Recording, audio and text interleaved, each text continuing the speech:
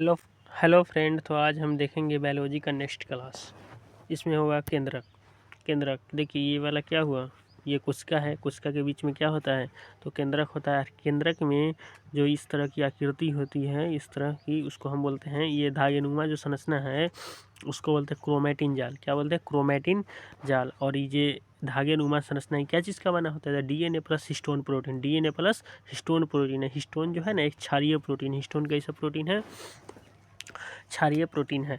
और इसके बीच में जो एक गोलाकार होता है, आप देख सकते हैं, इसके बीच में जो ये गोलाकार है उसको हम केंद्रिका बोलते हैं, न्यूक्लियस ना।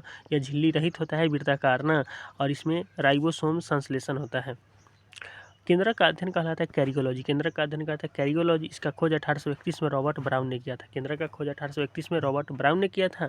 केंद्रक एक अनुवांशिक पदार्थ है। केंद्रक में जो अनुवांशिक पदार्थ होता है ना, जैसे गुणसूत्र होता है, डीएनए होता है, जीन होता है ना।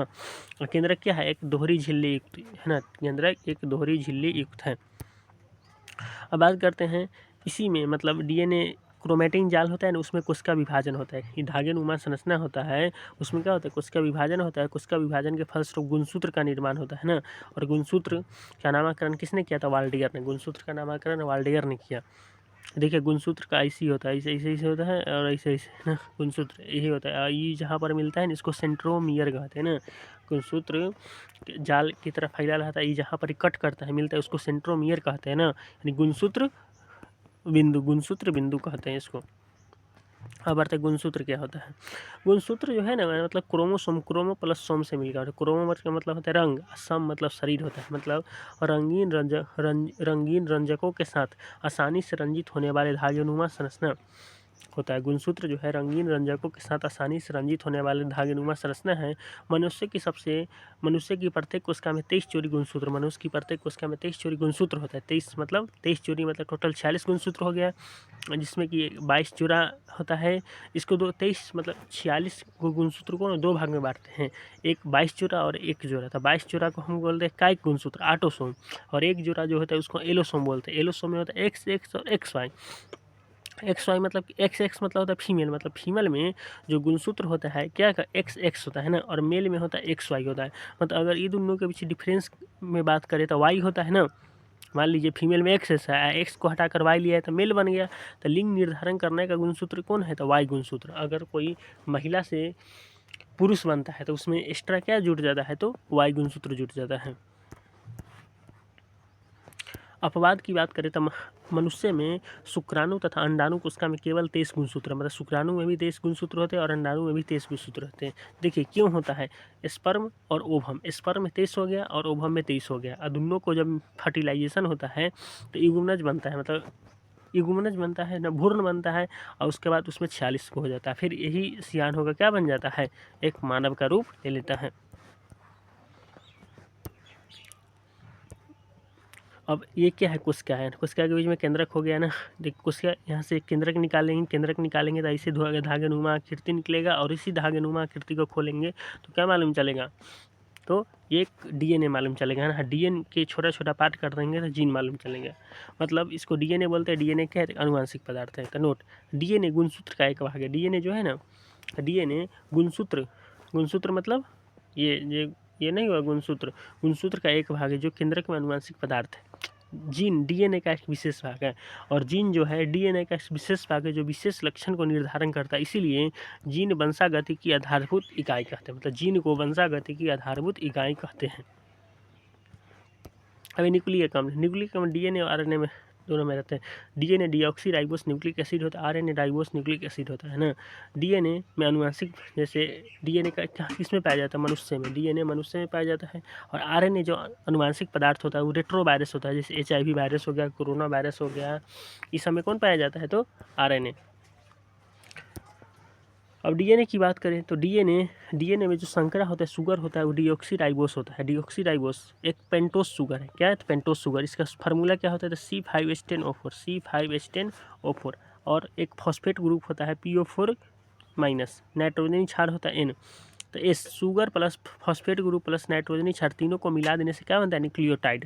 मतलब डीएनए किसका बहुलक है? न्यूक्लियोटाइड का बहुलक है। डीएनए न्यूक्लियोटाइड का बहुलक है। और न्यूक्लियोटाइड क्या चीज़ से बनता है? तो शुगर प्लस फॉस्फेट प्लस नाइट्रोजनी क्षार। नाइट्रोजनी क्षार जो होता है ना, नाइट्रोजनी क्षार N वो दो प्रकार का होता है, एक होता है प्यूरिन, एक होता है पिरामिडिन। प्यूरिन ग्रुप में ना एडिनिन और गुआनिन पाया जाता है, जबकि पिरामिडिन में थाइमिन और साइटोसिन पाया जाता है। और अगर हम बात करें AT, इसमें ना मतलब दोनों के बीच में बंधन होता है। तो एडेनिन और थाइमिन के बीच में ना, एडेनिन थाइमिन के बीच में डबल हाइड्रोजन बॉन्ड होता है, जबकि गुआनिन और साइटोसिन के बीच ट्रिपल हाइड्रोजन बॉन्ड होता है। और इसमें देख लें ये क्या है, यहाँ पर S मतलब क्या होगा, शुगर, और N मतलब न्यूक्लियोटाइड। तो S शुगर और न्यूक्लियोटाइड दोनों को मिलाने से क्या बन जाता है, न्यूक्लियोसाइड। और उसमें अगर फॉस्फेट ग्रुप जोड़ देंगे तो न्यूक्लियोटाइड बन जाएगा। क्या बन जाएगा, न्यूक्लियोटाइड। मतलब शुगर और नाइट्रोजनी क्षार में अगर फॉस्फेट ग्रुप को जोड़ देते हैं तो SN+P बन जाता है, इसको हम न्यूक्लियोटाइड बोल देते हैं। और SN को क्या बोलेंगे, शुगर और नाइट्रोजनी क्षार को न्यूक्लियोसाइड। P मतलब फॉस्फेट ग्रुप हो गया। अब चलिए आगे देखते हैं।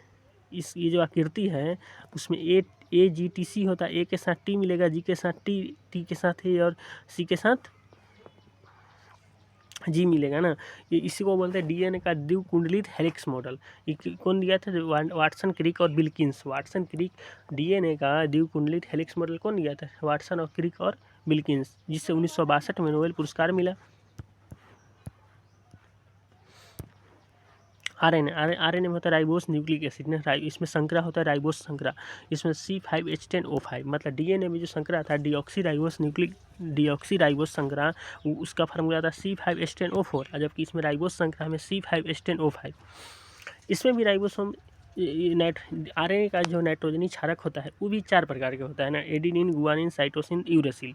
इसमें थाइमिन के जगह पर यूरासिल आ जाता है ना। DNA में थाइमिन होता है और वही थाइमिन के जगह पर RNA में यूरेसिल आ जाता है। तो यहाँ पर AT के होता था, T के जगह U चला, तो A और U के बीच में, एडिनिन और यूरेसिल के बीच में डबल हाइड्रोजन बॉन्ड होता है, जबकि G से गुआनिन, C से साइटोसिन के बीच में ट्रिपल हाइड्रोजन बॉन्ड होता है। RNA 3 प्रकार का होता है और RNA जो है एकल कुंडलित होता है। RNA एकल कुंडलित होता है या DNA डबल कुंडलित होता था। RNA, rRNA, mRNA, tRNA। rRNA का काम होता है प्रोटीन का निर्माण करना। R मतलब होता है राइबोसोम मतलब प्रोटीन का निर्माण करना। M मतलब होता है मैसेंजर, संदेश पढ़ने वाला। M मतलब मैसेंजर, संदेश पढ़ने वाला। T मतलब ट्रांसफर, भेजने वाला। अब बात करें DNA से जब mRNA बनता है ना तो उसको हम ट्रांसक्रिप्शन कहते हैं। DNA से mRNA बनता है तो ट्रांसक्रिप्शन कहते हैं। mRNA से जब tRNA बनता है, फिर tRNA से RNA, तो mRNA से rRNA बनता है तो उसको हम ट्रांसलेशन कहते हैं। RNA से एक विशेष प्रोटीन का निर्माण हो जाता है ना। DNA में समझिए AGT 3 नाइट्रोजनी क्षारक ट्रिपलेट 4x4, मतलब इसमें अगर एक पीढ़ी से दूसरे पीढ़ी में जब जाता है तो उसमें 64 गो गुण जाता है। अब ट्रांसक्रिप्शन, DNA पर उपस्थित अनुवांशिक सूचना को mRNA द्वारा पढ़ना अनुलेखन कहलाता है। और ट्रांसलेशन, mRNA से प्राप्त सूचना के आधार पर rRNA द्वारा विशेष लक्षण के लिए विशेष प्रोटीन तैयार करना क्या कहलाता है, अनुवादन यानी ट्रांसलेशन कहलाता है। अब क्वेश्चन को देख लेते हैं। कथन 1, पादप कोशिका अपनी आकृति में जंतु कोशिका की तुलना में अधिक निश्चित और कठोर होती है। हाँ, ये सही है, इसमें कोशिका भित्ति। और R, क्योंकि मतलब कारण इसका है क्योंकि पादप कोशिका में कोशिका झिल्ली के बाहर एक अतिरिक्त कोशिका भित्ति पाई जाती है जो जंतु कोशिका में उपस्थित नहीं होता। ये भी सही है, तो इसका आंसर A और R दोनों सही हैं।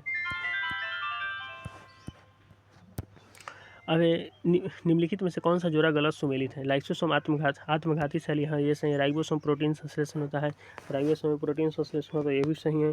क्लोरोप्लास्ट में प्रकाश संश्लेषण होता है, ये भी सही है। चिकनी अंतःप्रद्रवी जालिका में प्रोटीन का परिवहन होता है, तो ये गलत है। मतलब चिकनी अंतःप्रद्रवी जालिका में ना प्रोटीन का नहीं, वसा का ना परिवहन होता है। खुरदुरी अंतःप्रद्रवी जालिका में ना क्या चीज़, प्रोटीन का परिवहन होता है। पादप में जो कोशिका भित्ति होता है वो सेलुलोज का बना होता है। कवक में कोशिका भित्ति काइटिन का बना होता है। जीवाणु का कोशिका भित्ति पेप्टिडोग्लाइकन का बना होता है। इसका आंसर A के 2, B के 3, C के 1 सही है। और जंतु कोशिका में हरित लवक पाया जाता है। जंतु कोशिका में हरित लवक पाया जाता है, ये गलत है। पादप कोशिका में हरित लवक पाए जाते हैं, तब ना प्रकाश संश्लेषण पादप कोशिका में। कोशिका झिल्ली में कोशिका झिल्ली को प्लाज्मोलेमा कहते हैं। हाँ ये सही, कोशिका झिल्ली यानी सेल मेम्ब्रेन होता है ना, उसको प्लाज्मोलेमा कहते हैं ना। और पादप कोशिका में भोजन ग्लाइकोजन के रूप में होता है ना, ये गलत है। पादप कोशिका में भोजन ग्लाइकोजन के रूप में होता है ना, पादप कोशिका में भोजन स्टार्च के रूप में होता है। जंतु कोशिका में भोजन ग्लाइकोजन के रूप में रहता है। मतलब 1 और 3 सही है और 2 असत्य हैं। जीव द्रव्य जीवन का भौतिक आधार है, यह कथन हेक्सले ने दिया था ना, और इसका नामकरण पुरकिंजे ने किया था, ये भी सही है।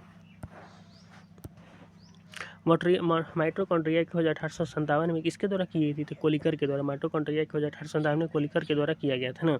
और अल्टमैन ने इसका माइटोकॉन्ड्रिया को बेंडा नाम दिया, जबकि अल्टमैन ने इसको बायोप्लास्ट कहा। अल्टमैन ने माइटोकॉन्ड्रिया को बायोप्लास्ट कहा, जबकि कार्ल बेंडा ने इसको माइटोकॉन्ड्रिया ही नाम दिया। श्वसन एक अपचयी प्रक्रिया है, इसमें एटीपी के रूप में नहीं, श्वसन अपचयी, ये सही है। अपचयी प्रक्रिया है जिसमें एटीपी के, हाँ ये सही है। प्रकाश संश्लेषण श्वसन के एकदम विपरीत उपचयी प्रक्रिया, ये भी सही है ना, यानी प्रकाश संश्लेषण एनाबोलिक प्रक्रिया, जबकि श्वसन काटाबोलिक प्रक्रिया है। माइटोकॉन्ड्रिया हरित लवक दोनों दोहरी झिल्ली कोशिकाएं, हाँ सही है। महक ट्रिक बताए थे, सर बताए थे। म से क्या होता है? माइटोकॉन्ड्रिया हरित लवक महक कसे क्या केंद्रक, ये तीनों क्या हो गया? तो दोहरी झिल्ली युक्त। श्वसन और प्रकाश संश्लेषण के बीच मुख्य अंतर क्या है? तो श्वसन केवल पादपों में होता है, नहीं, श्वसन केवल पादप में नहीं, क्वेश्चन सजीव में होता है, मतलब पादप और जंतु दोनों में होता है। प्रकाश संश्लेषण में CO2 इनपुट होती है, जबकि O2 आउटपुट होता है, हाँ ये सही है। मतलब पौधा सब क्या होता है? तो CO2 लेता है और O2 छोड़ता है। श्वसन में O2 छोड़ी जाती है, नहीं, श्वसन में CO2 छोड़ा जाता है, श्वसन में CO2 छोड़ा जाता है। और दोनों प्रक्रिया केवल माइटोकॉन्ड्रिया में नहीं, दोनों प्रक्रिया श्वसन माइटोकॉन्ड्रिया में होता है, प्रकाश संश्लेषण पत्ती में होता है। प्रोकैरियोटिक यूकैरियोटिक कोशिकाओं के राइबोसोम के बारे में सत्य है। प्रोकैरियोटिक 80S होता है, नहीं, प्रोकैरियोटिक 70S होता है।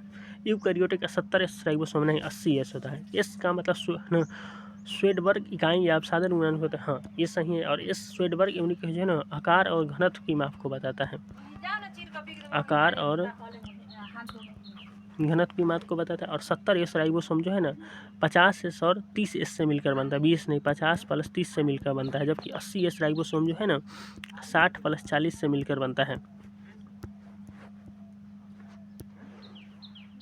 टमाटर का लाल रंग ग्लाइकोकोमिन के कारण, मिर्च का लाल रंग कैप्सेसिन के कारण होता है ना, गाजर का रंग कैरोटीन के कारण। इसका आंसर हो जाएगा ए।